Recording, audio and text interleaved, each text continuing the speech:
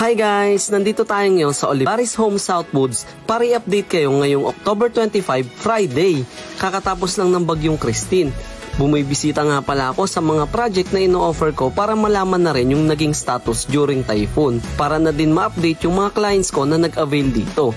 Good news! At wala naman akong nakikitang bakas na binaha yung subdivision dahil malinis at wala tayong mapapansin na putik or natuyong burak. Na-interview ko nga din pala yung caretaker and maintenance ni Olivares Homes. According to them, hindi talaga binaha yung loob ng subdivision.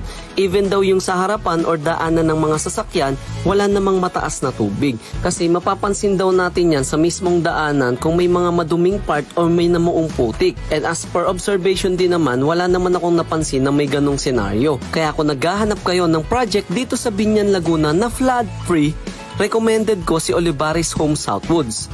Maganda at matibay na ang mga bahay, complete amenities na din at higit sa lahat, flood-free. You can message me on my Facebook account, Nicholas Kisikisi. Thank you for watching and see you on the next one. Bye guys!